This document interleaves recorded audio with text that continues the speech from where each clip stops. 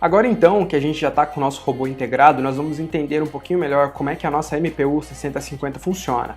Como vocês podem ver aqui nessa figura, nós temos os três eixos cartesianos, o X, o Y e o Z, contando que o X esteja olhando para frente do robô. Então, quando o robô fizer um movimento de roll, o movimento em torno do eixo X seria este aqui. Ele faria este movimento aqui.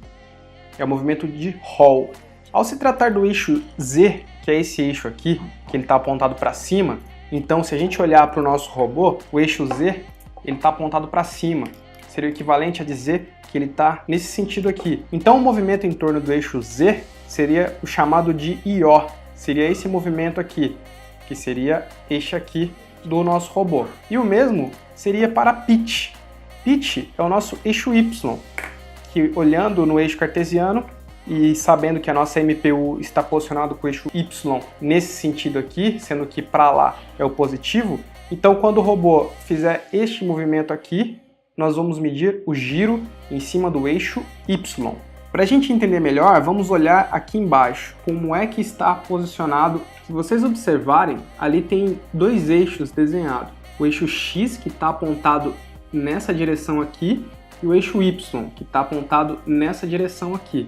Quando a gente vira o nosso robô, a gente sabe que o eixo X está apontado para cá, este lado aqui é o positivo da seta, e para cá seria o negativo do X. E o Y, para cá, será o positivo e para cá será negativo, falando das acelerações. Mas e quando o assunto é giro, giroscópio? Então, quando estamos falando do giro, é o movimento em torno do eixo, que a nossa MPU 6050 vai medir, a gente está falando do seguinte movimento. Então imagina que essa caneta aqui seja o eixo Y e essa caneta aqui seja o eixo X. X é positivo para cá, quando a gente for medir a aceleração, e negativo para cá.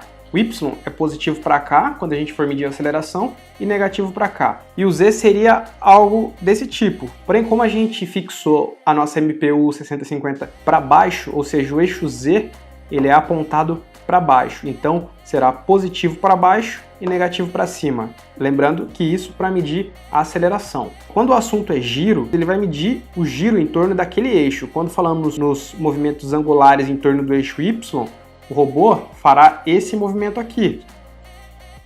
Quando falarmos no movimento angular em torno do eixo X, o robô fará esse movimento aqui, que não faz muito sentido para a gente nessa aplicação.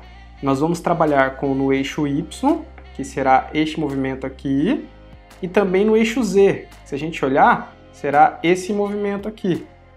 Por quê? Porque a gente vai precisar fazer curva em um determinado momento. Então, no eixo Z, vamos medir a velocidade angular em torno do próprio eixo e no eixo Y. Então, agora, olhando nesse sentido aqui, imagina que o nosso robô está fazendo o equilíbrio nesse eixo aqui. Esse eixo a gente sabe que é o eixo Y, que é representado com o nome pitch. O movimento nesse eixo Y aqui, que nesse caso, para a gente, está nesse sentido do robô, nós vamos chamar ele pitch.